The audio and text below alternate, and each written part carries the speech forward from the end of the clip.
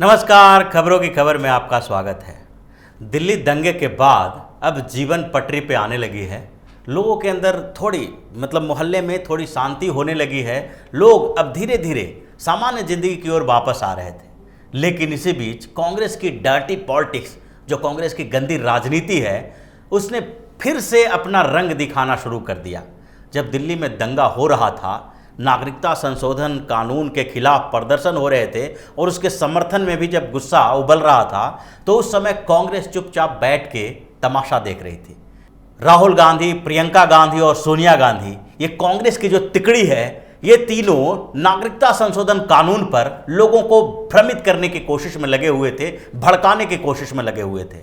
ये लोगों को ये समझ में नहीं आ रहा था कि नागरिकता संशोधन कानून पर कांग्रेस शासित प्रदेश जिस तरह से भड़का रही है, लोगों को बताने की कोशिश कर रही है कि ये कानून एक वर्ग विशेष के खिलाफ है, ये मुसलमानों के खिलाफ है, इसलिए इसको लागू नहीं किया जाएगा।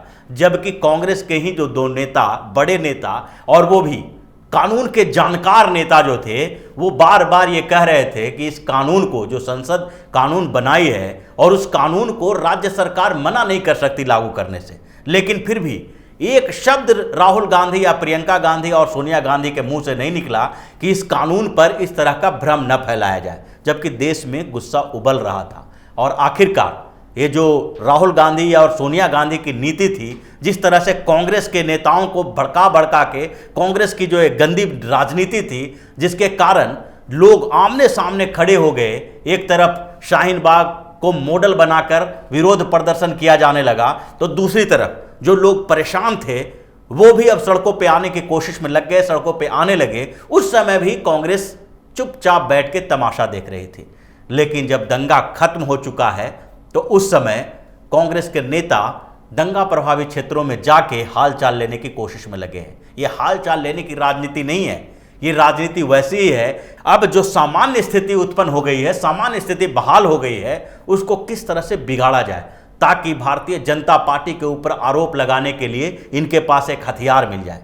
राहुल गांधी को उस समय समझ में नहीं आ रहा था, जब दिल्ली दंगे की चपेट में थी और दिल्ली में अलग अलग एरिया में, जैसे नॉर्थ ईस्ट दिल्ली सबसे ज़्यादा प्रभावित एरिया रहा, और वहाँ पर जब दंगे हो रहे थे, तो उस समय कांग्रेस के नेता फेसबुक और ट्विटर पर बयान दे रहे थे, फेसबुक और ट्विटर पर पोस्ट लिख रहे थे, ये सिर्फ आरोप की राजनीति कर रहे थे। उस समय कांग्रेस का कोई भी नेता सड़क पर नहीं उतरा। उस समय कांग्रेस का कोई भी नेता वहां पर जाके दंगा प्रभावित क्षेत्रों में जाकर वहां शांति की अपील नहीं किया, शांति व्यवस्था स्थापित करने की कोई कोशिश नहीं की। इन लोगों ने सिर्फ राष्ट्रपति के पास जाकर ज्ञापन सौंपना और दिल्ली दंगे के लिए केंद्र सरकार को जिम्मेदार ठहराना, पुलिस वालों को जिम्मेदार ठहराना, यही राजनीति करते रहे।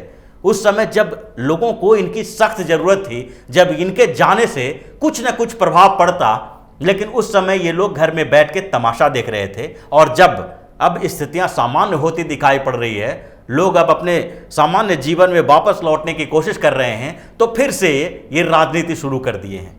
आखिरकार ऐसे समय में जाने के पीछे की मानसिकता क्या होती है? जब स्थिति सामान्य हो रही है, तो कोई पार्टी एक डेलीगेशन बना के वहाँ पर भेजता है और जाके वहाँ दंगा प्रभावित क्षेत्रों का दौरा करते हैं। इसके पीछे की मानसिकता क्या है? इसके पीछे की रणनीति क्या है?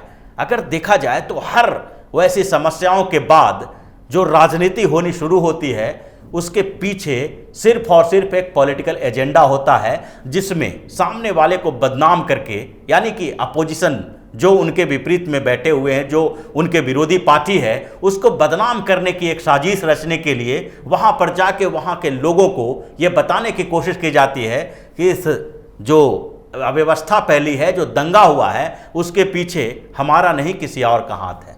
जबकि अगर पूरी स्थितियों को देखा जाए, जब दंगा यहाँ दिल्ली में हुआ, उससे पहले की स्थितियों पर अगर नज़र दौड़ाएं, तो स्पष्ट रूप से ये सामने आ जाएगा कि दंगे के पीछे साजिश क्या थी, किस तरह से ये दंगा की पृष्ठभूमि तैयार की गई।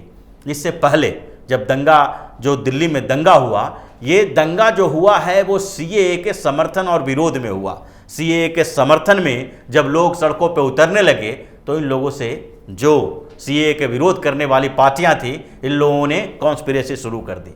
जब शाहीन बाग में विरोध के नाम पर ये पूरे सड़क को ब्लॉक करी जा रही थी, जब वहाँ पर लोग बार बार ये सवाल उठा रहे थे कि इस तरह से विरोध प्रदर्शन नहीं होना चाहिए और उसके खिलाफ सुप्रीम कोर्ट भी जाके कार्रवाई की सुनवाई की मांग कर रहे थे कि किसी तरह से इस मॉडल को खत्म किया जाए जो मॉडल वहाँ पर अपनाया जा रहा है और जिस मॉडल के आधार पर अलग अलग क्षेत्रों में ऐसी ही कोशिश की जा रही है, उस मॉडल को खत्म करने के लिए सुनवाई की जाए। सुप्रीम कोर्ट में जाने के बाद भी यहाँ जो कांग्रेस जो वकीलों की फौज खड़ी करके रखी है, जिनका काम ही है कि अगर संसद में हार जाएं तो फिर किसी भी स्तर पर सुप्रीम कोर्ट, हाई कोर्ट में जाके कोई रोड़ा अटका दे।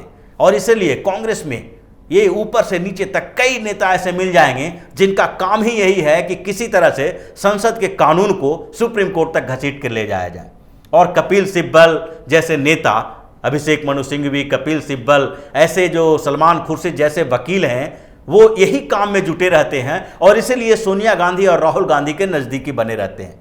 इन लोगों का काम ही है कि किसी तरह से कानून को अड़ंगा लगाया जाए, किसी तरह से इसको घसीट पसीट के ऐसा माहौल लोगों को गुमराह करने के लिए कोर्ट का सहारा लिया जाए। और वही सीएए के खिलाफ भी ये लोग कर रहे थे। उस समय इन लोगों को ऐसा नहीं लगा कि जो विरोध करने का तरीका है उसको बदलने की कोशिश की जानी चाहिए। एक अपील की जानी चाहिए कि इसका विरोध तो करें, लेकिन विरोध करने का जो सही तरीका होता है, जो सही जगह होती है, वहां पर जाके विरोध करें।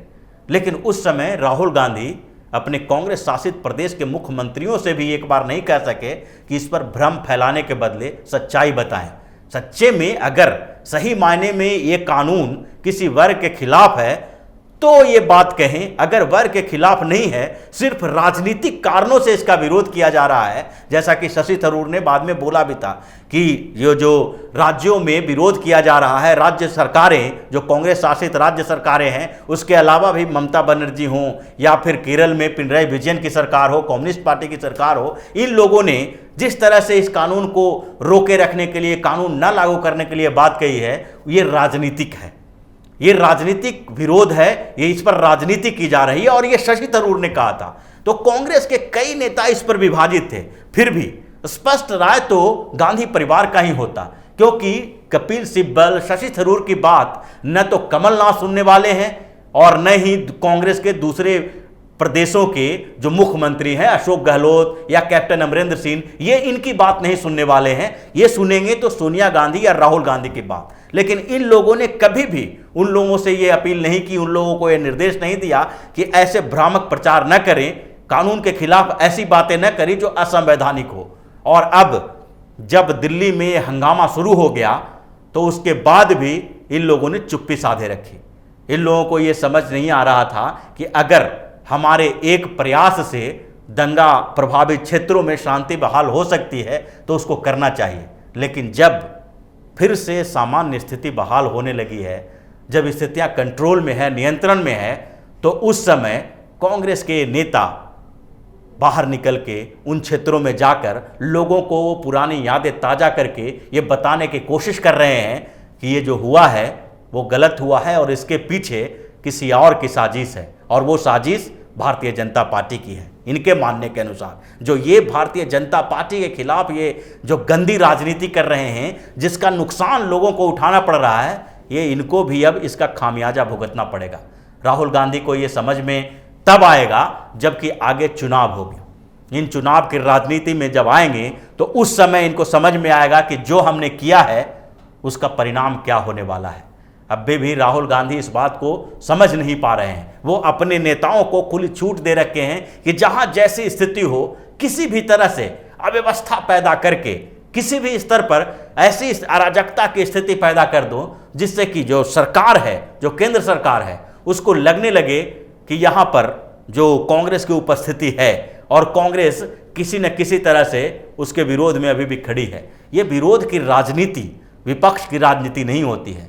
विपक्ष का काम सही और गलत के बीच चुनाव करना भी है, क्योंकि विपक्ष की भूमिका लोगों के प्रति होती है, लोगों का प्रतिनिधित्व करने वाला होता है। सरकार एक बार चुन ली जाती है और उसके बाद विपक्ष का जो काम होता है वो लोगों का प्रतिनिधित्व करते हुए सरकार के कुछ फैसलों के समर्थन और विरोध करना होता है, जिसमें अगर सही फैसला है तो उसको अप्रिशिएट भी किया जा सकता है और गलत फैसला है तो लोगों के जो भावनाएं हैं उसको सरकार तक पहुंचाई जा सकती है। लेकिन राहुल गांधी और सोनिया गांधी की पार्टी ऐसा नहीं कर रही है।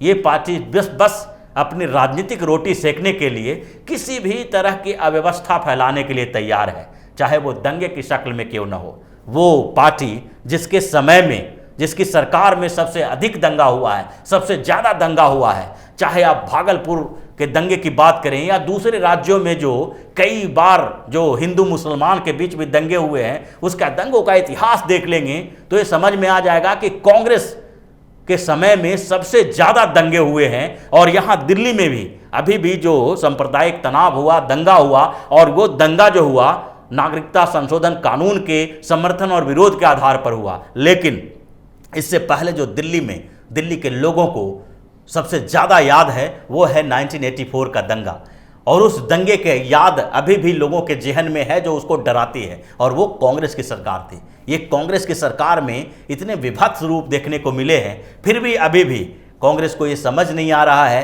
कांग्रेस ये समझने की कोशिश नहीं कर रही है। सिर्फ अपने राजनीतिक फायदे के लिए राहुल गांधी ऐसी स्थिति उत्पन्न कर देना चाहते हैं जिसका उनको फायदा मिलता रहे। और यही आधार जो उनका है, जो राजनीति करने का यही आधार है, जो गंदी राजनीति कर रहे हैं, उसी के आधार पर फिर से उन्होंने दिल्ली दंगों को फिर से जीवित करने की कोशिश की। और वहां पर जाकर जिस तरह का बिहेव उन्होंने किया वो भी शर्मनाक था।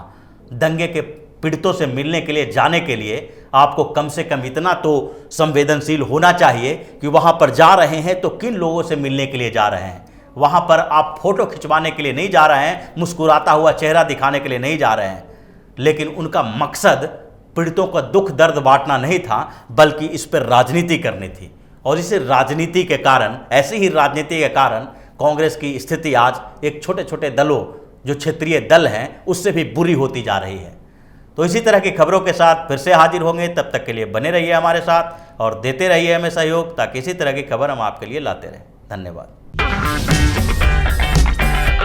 अगर आपको हमारा वीडियो पसंद आया हो तो इसे लाइक करें, हमारे चैनल को सब्सक्राइब करें और हाँ, बेल आइकन दबाना ना भूलें, ताकि आप तक हमारे वीडियो की नोटिफिकेशन पहुंचती रहे। आप अपना सुझाव हमें कमेंट बॉक्स में दे सकते हैं। हमारे साथ जुड़ने के लिए शुक्रिया।